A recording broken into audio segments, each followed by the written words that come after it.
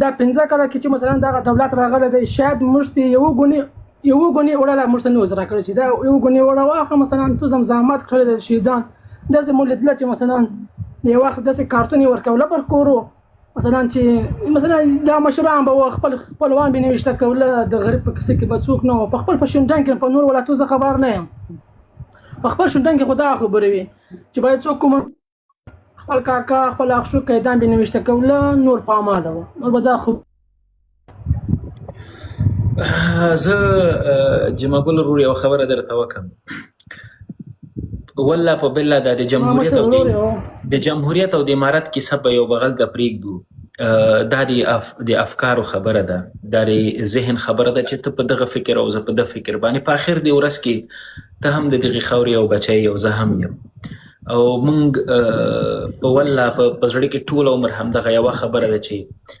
رب دې زموږ په وطن کې امن راولي او د تا په څېر ځوانان او زما په څېر ځوانان چې د همدې خاورې بچي او خپل وطن ته د خدمت مصدر وګرځو یعنی که زه چې کله تاسو په څېر ځوانان ګورم یا دا خپل په څېر ځان چې دغه موږ او تاسو یې د همدغه ټولنې دپاره باید موږ او تاسو خدمت وکړو خو بدبختانه ته ګوره په دغه حکومت کې چې تقریبا د تاسې خپل په لاس راوړل شوی یو حکومت و اما نن ورځ ته پکې بیرته د خدمت دپاره ځای نه لري په تېر جمهوریت کې زه هم همدغسې یو تن وم چې ګرځېدم دنده منده چېرته نه را پیدا کېدله اوس هیله مې او دعاوې مې همدا دي چې خدای دې په وطن کې امن راولي او عدل د خدای تعالی پر موږ او تاسو باندې حاکم کړي چې تر څو پورې ټول هلته په مساویانه ډول سره هلته ژوند وکړو او تاسو ته زه دغه یوه خبر کوم چې ستاسو په څېر په ځوانانو باندې مې بیخي زیات خوا بدېږي ځکه چې د دغه قصې تر شا د دغه فلسفې تر شا چې په افغانستان کې که د جمهوریت او که د امارت و تر شا یو 15 تنه هلته پورته ول دوی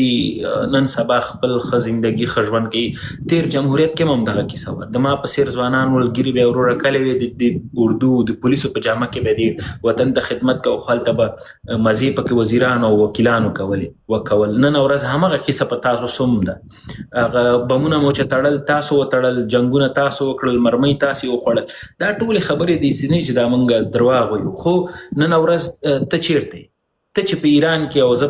په بل هیواد کې فرق مو دومره ده چې زه په امریکا کې پروت یم او ته په ایران کې پروت یې همدغه قصه به تر کلونو روانه وي وخت موږ ته په شی زور نه راکړي موږ ته دا زور راکړي چې مثلا خلک په عمر یې ټاک نه دی کړی په بهترینه موټر کې سپور دی بهترینه سرای لري بهترینه زندګي لري دا ته موږ ته ډېر زور راکړي پوهېږم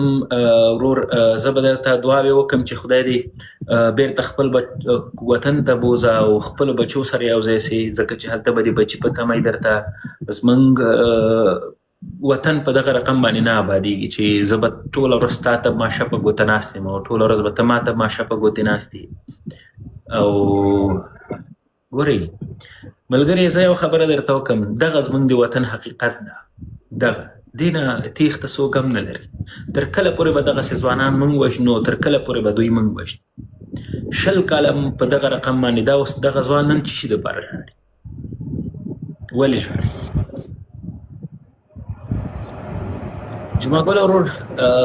زړه به نه وړوکی کوي او دعا مو درته همدا ده چې فکري مخالفت په خپل ځای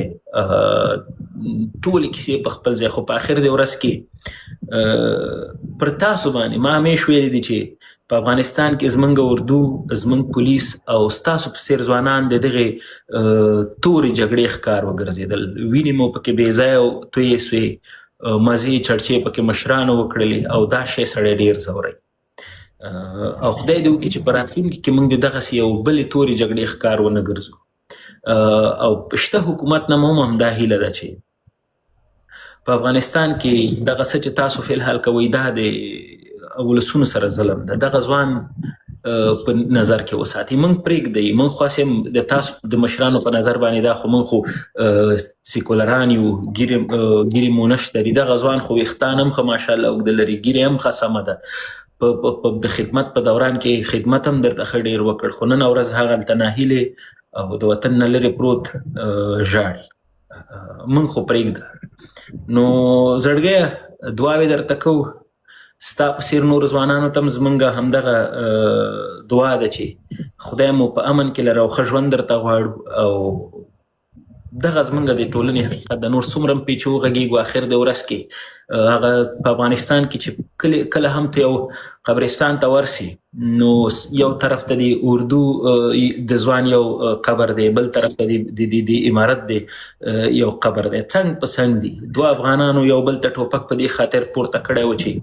وطن آزاد و، دویم وطن آزاد و، دویم دواړو طرف وطن آزادي وه. خو د وطن د ازادۍ خبره که کوو نو نن ورځ هم آزاد نه دغه په خپلو سترګو هر څه وینو چې نه د ولس غږ اورېدل کېږي، ظلم هم شته، زیاتۍ هم شته، جبر هم شته، د عمري عدالت خبره هسې وجود نه لري. نو په هر صورت که ته بل څه ویل لرې زړګی زه درته نه غواړم چې د لایف کې ډېر ته زیات وخت تېر کړي، سبا خدای مه کړی درته ستونزه په وطن کې جوړ نه سي. مهرباني که څه ویل ځواک ته موږ وګوره، موږ یوازې د الله څخه نه بیریږو، موږ ولا کله چا په کیسه کې وسوچ دا اوس مو وژنه، دا اوس مو مړه کړي. موږ یې داسې خلک یو ښه چې موږ ته چا په کیسه کې نه، موږ د مشرانو احترام هم لرو، د کشرانو احترام هم لرو. موږ ته داسې زوره کړي چې مثلا خو خدمت نه کوي، مثلا تونه دې نه راکړي چې مثلا یا تو داسې اربکیان یا تو داسې یا پیدا نه دا موږ ته زوره کړي او پیدا نه.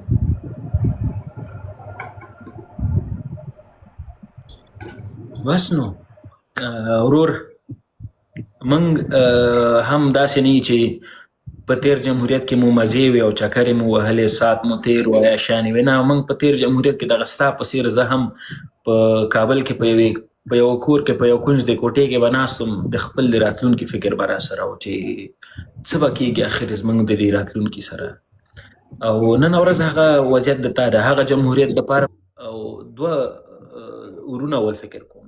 دوی به دا موټر د اردو راوړل دننه کور ته، لکه د دوی اخر کې ورځ کې به یې راوړل کور ته، نو ده ته به یې دغه ټانکۍ نه به یې تیل ورته ایستل. یعنې دا هغه څه و چې موږ په خپلو سترګو باندې دا بدبختي هره ورځ لیدلې، او دا به هم چې کتل نو بیا به دا سوچ را پیدا سو چې دا جمهوریت به دوام ومومي په دغه شکل باندې که دغه رقم حالت رواني. او نور په هره سیمه کې که چیرې مانګه دغه د تیر د پارلمان وکیلانو ګورې دغه ټول یې غلول. غوسه ډېر زر زر پکې قصه بدلیږي، لکه هغه هارر فلمونه نه، دقه په دقه پکې یو شی داسې یو سین راځي چې هغه سړی یارایي. نو د افغانستان قصه هم لکه د هارر فلمونو په څېر همیش پکې زر زر بدلون راځي، زر زر سړی یریږي. نو دغه د تړون خبره د مخکې وکړله چې کله ډاکټر صاحب نجیب حاکم و مشر و،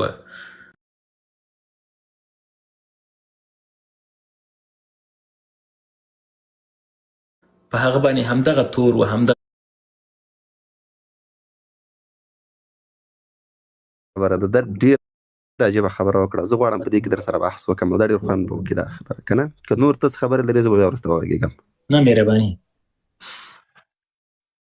ګوره ځواک صاحب، اول خو موږ او تاسو دلته یو حکومت شتون لري او هغه آزاد حکومت دی، که نه؟ آزاد دولت خپلواک یو واحده رهبري ده، او یو څوک راځي حسیب صاحب لکه څنګه چې امریکا راغله او دلته یې جمهوریت حاکم کړ، او بیا به دوی په خوښه باندې ټاکنې هم کېدل، انتخابات هم کېدل، هر څه به کېدل. یو هغه شکل تړونونه وي چې دوی یو بل په منځ کې کېږي. یو د مستقل هېواد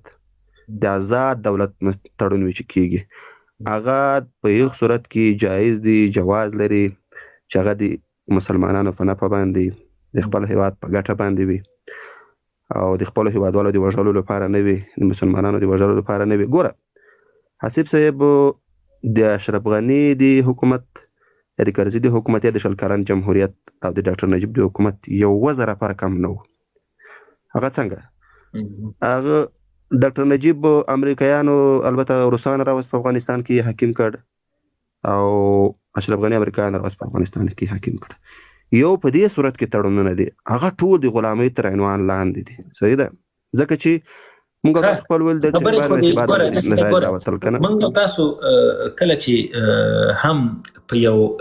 د مثلث په یوې زاویې کې ودرېږو که نه، نو دغه مثال به درکړم دا مثلث درې زولې لري، درې زاویې لري. کله چې په دغه یوه زاویه کې ته درېږې نو تا ته هغه دوه د زاویې ټولې کیسې در ښکاري، خو ته چې په کومه زاویه کې ولاړې هغه ته نه وینې چې ته کوم ځای کې ولاړ یې. تا د ډاکټر صاحب نجیب خبره وکړله چې دا خو روسانو راوستی و، سمه ده. د ډاکټر صاحب غني او د کرزي خبره دې وکړله، دا به هم در سره زه ومنم چې دا امریکا راوستله. نو ته چا راوستلی؟ زه الحمدلله په خپلو قربانیو راغلی یم، خپله مې جګړه کړې ده. ګوره حسیب صاحب یو خو تهمت وي چې ته یې په چا لګوې، یو واضح حقیقتونه دي. ګوره زه پوښتنه درنه زه یوه کوم، خبره درته کوم. یوه دی ته چې دغه خبره کوې زه پخپله راغلم. خیر خو دغه پوښتنه خو ته ما ته لږ ځواب کوې. یو خو داسې چې خوند کوي سړی دی خپلې کیسې وکړي. ته مهرباني وکړه ما ته دا ووایه چې تا دا 20 کاله په افغانستان کې دا جګړه څنګه وکړله؟ دا دننه په داخل افغانستان کې تا خپل ځان په خپله باندې تیار کړ، ځان دې جوړ کړ او بیا دې جګړه وکړله که نه یو بل هېواد کې وي دا زموږ راغلی وي. حسیب صاحب دغه نن چې په پاکستان کې جګړه کېږي که نه، د پاکستان مجاهدین دا چېرته اوسېږي؟ دا خو په افغانستان کې هم نه اوسېږي، داسې ځایونه لري چې دوی اوسېږي هلته که نه. همدغسې موږ هم په خپل محکوم افغانستان کې اوسېدلو په یو کې د دوی واک ونه و چې موږ په خپل محکوم افغانستان کې اوسېدلو که نه، خو هغه داسې محکوم افغانستان و چې د دوی تر واک لاندې نه و. لکه داسې کوم محکوم افغانستان نه د هدف څه شی ده؟ کوم ځای؟ یعنې ځینې هغه ځایونه اول خو موږ الحمدلله مطلق 15 سره په افغانستان کې اوسېدلو ټول که نه خیر دی. اول دغه د محکوم افغانستان خبره لږ وکړئ، کوم ځای کې محکوم افغانستان یعنې کوم ځای؟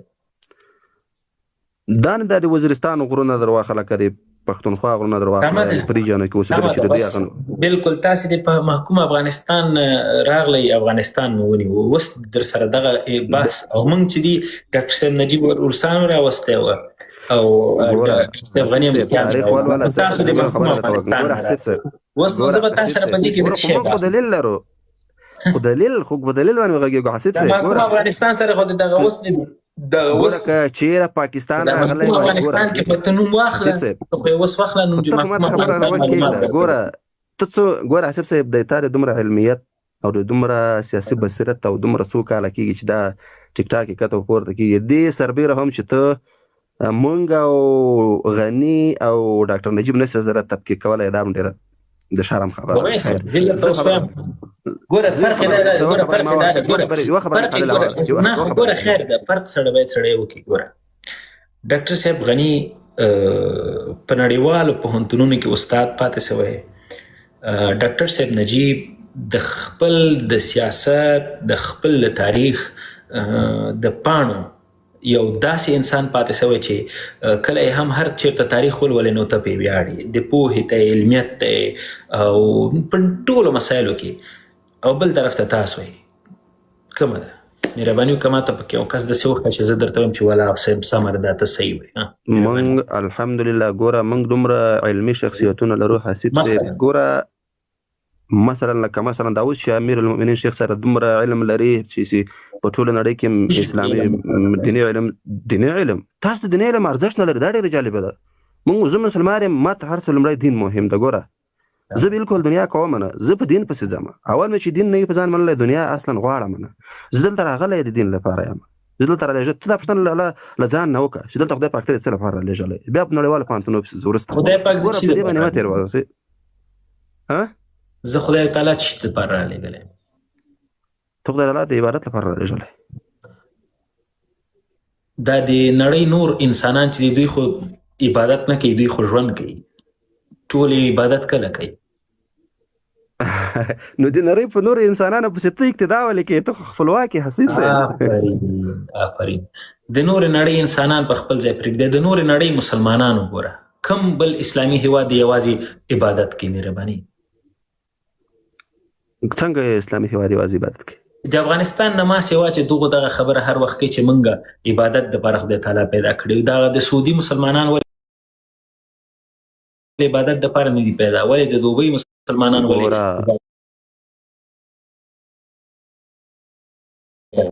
اسیب صاحب دا مونږ نه وایو چې مونږ الله تعالی د عبادت په دا الله تعالی په خپل په قرآن کې وایي چې ما نه دي پیدا کړي پیران او انسانان بلکې د خپل عبادت لپاره مې پیدا کړي دي. بس سمه ده نو خو خبره ختمه ده چې د کیسه دغه رقم ده ودرې تسلسل نو قصه چې داسې ده ګوره دغه که د خدای تعالی خبرې نو بیا له دې نه وروسته دا نورې کیسې ټول پرېږدئ سیاست او نړۍ سره سیالي دا خو بیا ښه خبره روانه ده.